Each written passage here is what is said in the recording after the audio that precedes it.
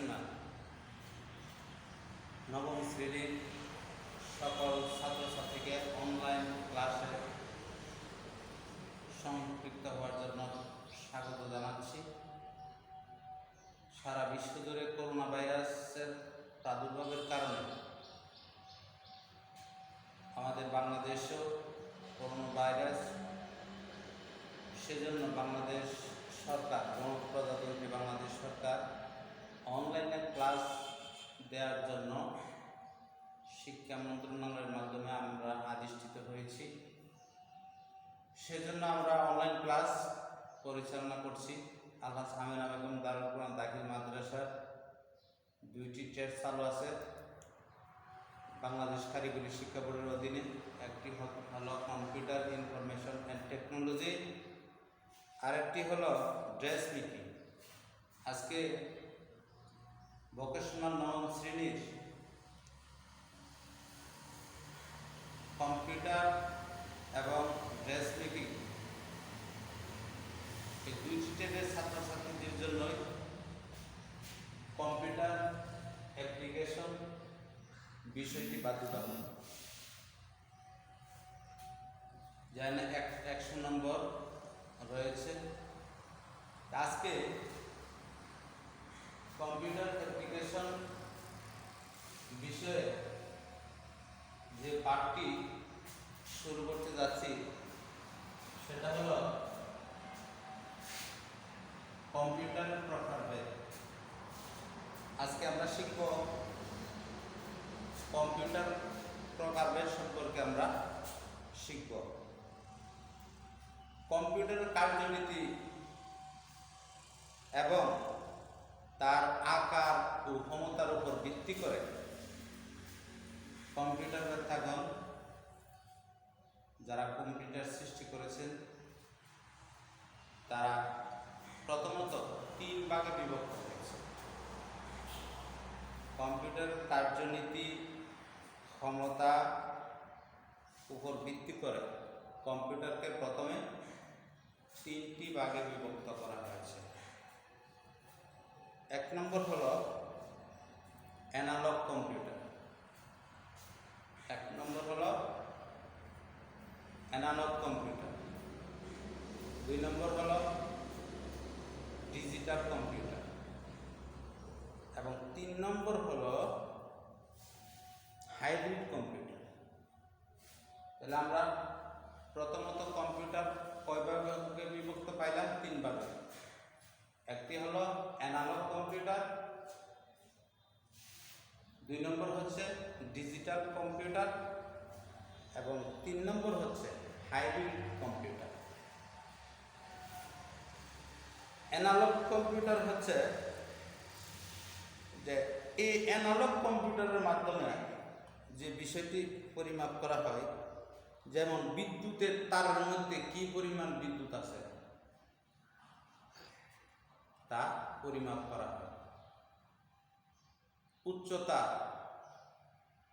মাপা হয় এবং বিদ্যুতের তারের ভোল্টেজ ওঠানামা কোন পাইপের মাধ্যমে কতটুকু ওঠানামা করতেছে সেই বিষয়টি অ্যানালগ কম্পিউটারের মাধ্যমে আমরা করতে পারি। তারপর হচ্ছে ডিজিটাল কম্পিউটার। এই ডিজিটাল কম্পিউটার আমরা বর্তমানে যে বাংলাদেশে বা বহির্বিশ্বে যে কম্পিউটারগুলো সচরাচর ব্যবহার আমরা করে থাকি, এই কম্পিউটারগুলো হচ্ছে ডিজিটাল কম্পিউটার। এই কম্পিউটারগুলি হচ্ছে ডিজিটাল কম্পিউটার। আর 3 নম্বর হচ্ছে হাইব্রিড কম্পিউটার। হাইব্রিড কম্পিউটারের কাজ আমরা সচরাচর দেখতে পাই না। আমরা জানি যে দ্বিতীয় মহাযুদ্ধের সময় যে প্লেনগুলো এক দেশ থেকে আরেক দেশে যায় হামলা করত, সেই প্লেনগুলোকে বোমা হামলা করত, সেই প্লেনগুলোকে হাইব্রিড কম্পিউটারের মাধ্যমে এই বিমানগুলো বিধ্বস্ত করা হয়েছিল এবং ডিজিটাল কম্পিউটারের মাধ্যমেও বিমানগুলো বিধ্বস্ত করা হয়েছিল। যা হোক, এই অ্যানালগ কম্পিউটার, ডিজিটাল কম্পিউটার এবং হাইব্রিড কম্পিউটার আমরা প্রথমত 3টি কম্পিউটার 3 ভাগে বিভক্ত পাইলাম। এখন ডিজিটাল কম্পিউটারকে আবার ভাগ করা হয়েছে 4 ভাগে ভাগ করা হয়েছে। ডিজিটাল কম্পিউটারকে 4 ভাগে ভাগ করা হয়েছে। একটা হচ্ছে মাইক্রো কম্পিউটার, সেটা হচ্ছে মাইক্রো কম্পিউটার। আরেকটা হচ্ছে মিনি কম্পিউটার, আরেকটা হচ্ছে যে সুপার কম্পিউটার, আরেকটা হচ্ছে মেইন ফ্রেম কম্পিউটার। 4 প্রকার হাইব্রিড ডিজিটাল কম্পিউটার, 4 প্রকার মাইক্রো কম্পিউটার এবং main frame computer, mini computer এবং সুপার কম্পিউটার। তো সুপার কম্পিউটার, এখন মিনি কম্পিউটার মাইক্রো কম্পিউটারকে আবার 4 ভাগে বিভক্ত করা হয়েছে। মাইক্রো কম্পিউটারকে আবার 4 ভাগে বিভক্ত করা হয়েছে। আমি কম্পিউটারের সংজ্ঞাগুলো পরবর্তীতে দিচ্ছি।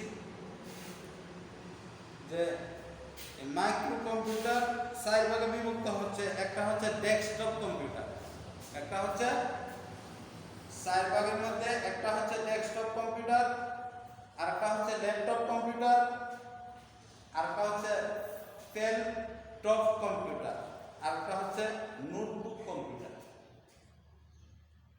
মাইক্রো কম্পিউটারকে কয় ভাগে বিভক্ত করা হয়েছে? 4 ভাগে বিভক্ত করা হয়েছে। ডেস্কটপ কম্পিউটার, ডেস্কটপ কম্পিউটার বলতে আমরা বুঝি ডেস্কের উপর রেখে বা টেবিলের উপর রেখে যে কম্পিউটারকে ব্যবহার করা হয়, পরিচালনা করা হয়, ওই কম্পিউটারকে ডেস্কটপ কম্পিউটার বলা হয়।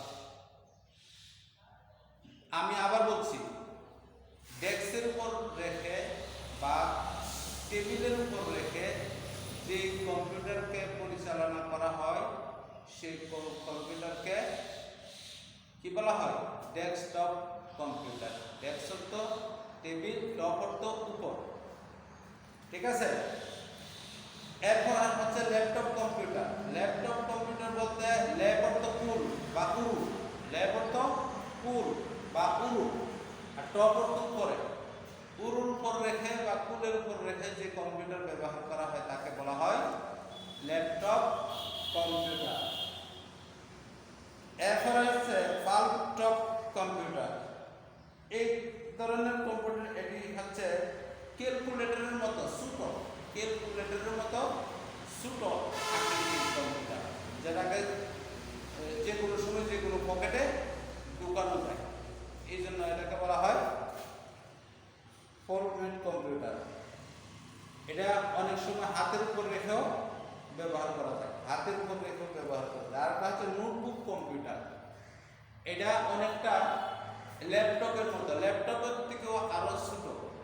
একটা নোটবুক, ছোট একটা নোটবুক, ছোট একটা খাতা যেমন বড়, এই বইয়ের চেয়েও আরো ছোট।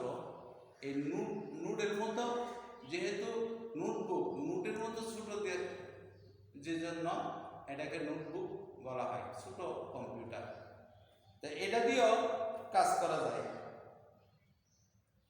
তাহলে আমরা কি পেলাম? মাইক্রো কম্পিউটার 4 প্রকার: laptop computer, desktop computer, palmtop computer এবং নোটবুক কম্পিউটার।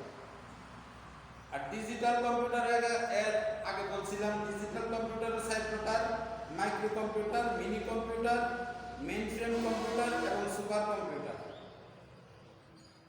আর কম্পিউটার মূলত 3 প্রকার: অ্যানালগ কম্পিউটার, ডিজিটাল কম্পিউটার এবং হাইব্রিড কম্পিউটার। এই হলো কম্পিউটারের প্রকারভেদ। এখন আমরা কম্পিউটারের সঙ্গে আগে জেনেছি, পূর্বের ক্লাসে আমরা আগে বলেছি যে কম্পিউটার কাকে বলে। কম্পিউট শব্দের অর্থ গণনা, কম্পিউট শব্দের অর্থ গণনা। এই সি থেকে টি পর্যন্ত এই শব্দটার অর্থ হচ্ছে কম্পিউট। কম্পিউট শব্দের অর্থ গণনা।